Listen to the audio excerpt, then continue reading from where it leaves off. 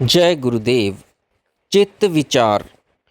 चित्त जिसमें वृत्तियां उदय होती हैं, संस्कार संचित होते हैं तथा जो योग साधन का आधार है, उसे महर्षि पतंजलि ने योग दर्शन में कहीं भी परिभाषित नहीं किया है।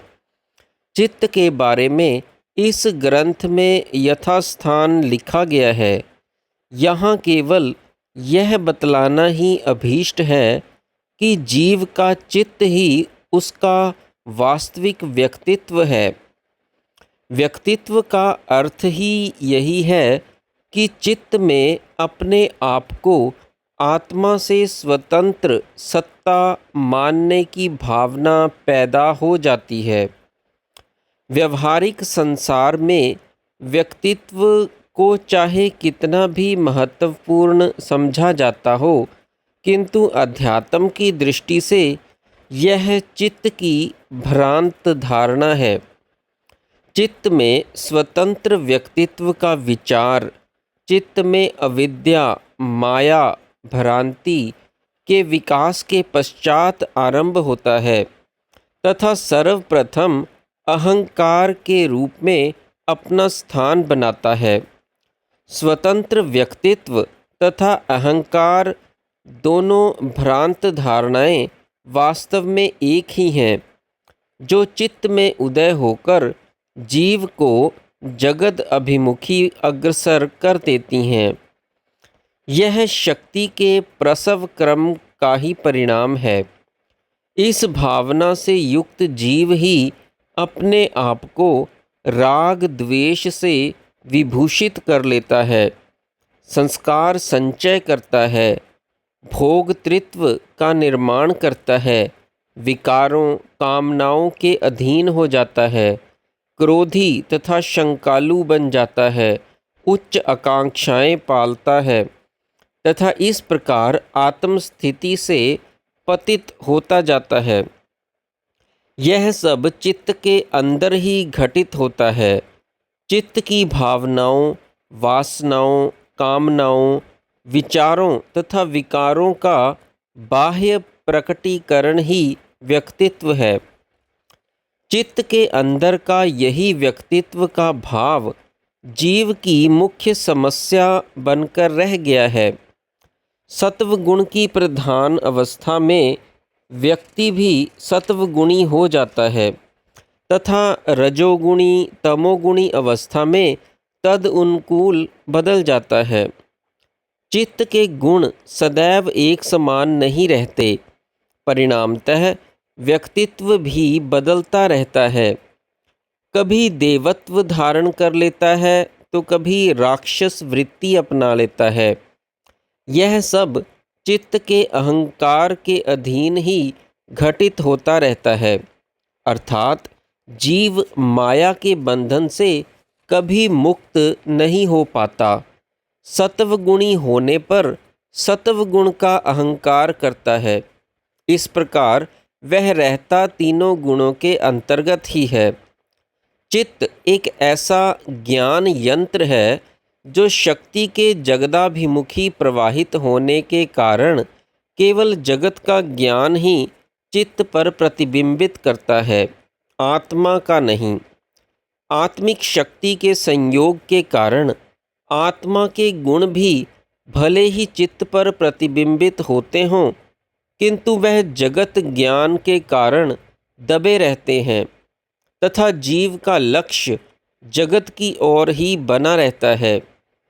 शक्ति के अंतर्मुखी क्रियाशीलता में संस्कार क्षय होते जाते से जगत का प्रतिबिंब कम होता जाता है तथा आत्मिक शक्ति के गुण अधिक अधिक प्रकट होते जाते हैं, किंतु फिर भी चित्त आत्मा का ज्ञान प्राप्त करने में असमर्थ ही रहता है, क्योंकि वह स्वयं जड़ है तथा जड़ को चेतन का ज्ञान कैसे प्राप्त हो सकता है।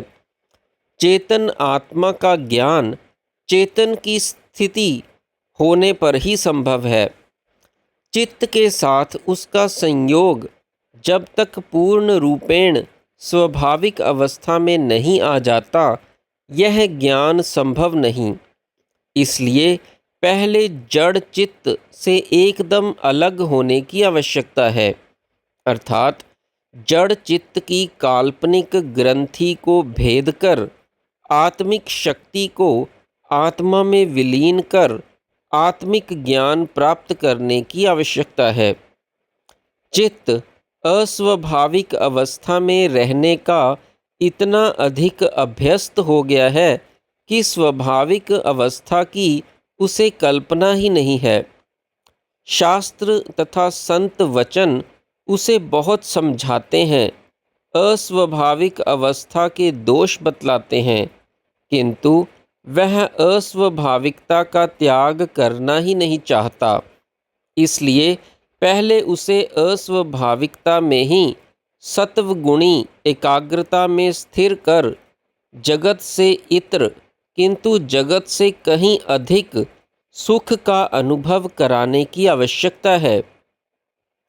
सत्वगुण है तो माया के अंतर्गत ही, किंतु आत्मा के अधिक समीप है।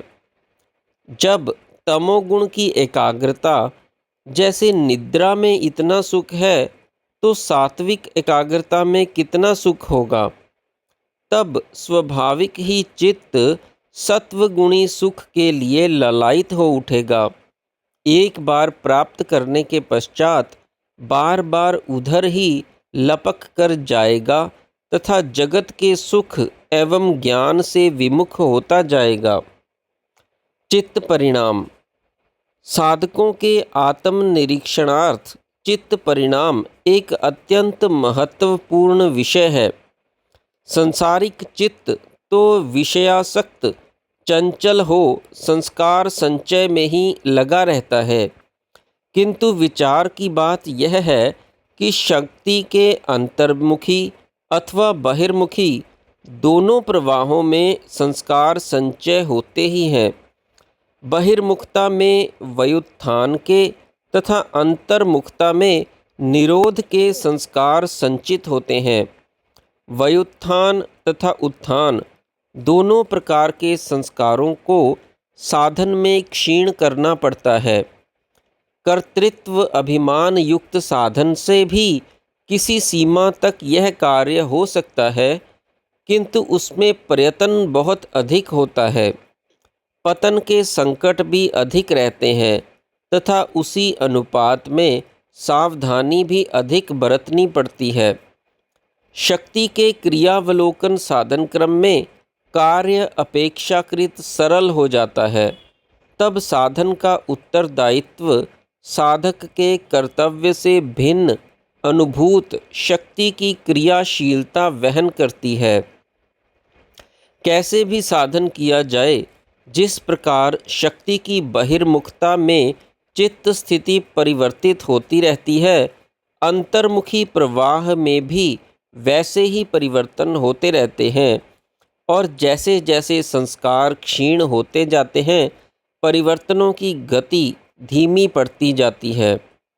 इन परिवर्तनों को ही चित्त परिणाम कहा जाता है। साधन के परिणामों को साधन की दृष्टि से ही परिभाषित किया गया है।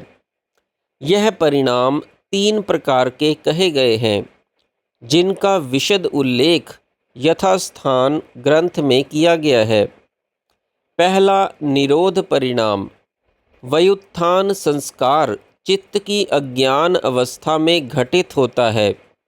जिस समय निरोध रूपी उत्थान का संस्कार उदय होता है, व्युत्थान का संस्कार लुप्त हो जाता है। इस प्रकार साधन से व्युत्थान संस्कारों का निरोध तथा उत्थान संस्कारों का संचय होता जाता है। इसे ही निरोध परिणाम कहा जाता है। जब जगत के संस्कारों का लोप होता है और उत्थान के संस्कारों का प्रकटीकरण, तब चित्त का संबंध दोनों प्रकार के ही संस्कारों से बना रहता है, किंतु फिर भी चित्त की अवस्था निरोध स्वरूप में जान पड़ती है। दूसरा समाधि परिणाम। चंचलता एवं एकाग्रता दोनों चित्त के ही धर्म हैं, किंतु जब चित्त चंचल होता है तो एकाग्रता नहीं होती, जब एकाग्रता होती है तो चंचलता नहीं होती। चंचलता के संस्कारों को लुप्त होते चले जाना तथा एकाग्रता के संस्कारों का उदय होते चले जाना, यही समाधि परिणाम है। तब चित्त स्थिति किसी एक ध्येय पदार्थ पर एकाग्र हो जाती है, एकाग्र नहीं तदाकार हो जाती है। यही समाधि की निम्न अवस्था है। तीसरा, एकाग्रता परिणाम। जब बीता हुआ ज्ञान तथा उदित ज्ञान दोनों एक हो जाते हैं, अर्थात दोनों ज्ञान भूल जाते हैं तथा चित्त एक ही ध्येय विषय पर एकाग्र हो जाता है, तो इसे एकाग्रता परिणाम कहा जाता है। इन चित्त परिणामों पर लक्ष्य रखकर चित्त स्थिति पर विचार करने से साधक अपनी उन्नति या अवनति पर ध्यान रख सकता है। वैसे साधक को उन्नति प्राप्ति में शीघ्रता नहीं करना तथा मन में धैर्य रखकर साधना करना ही श्रेयस्कर है। जय गुरुदेव।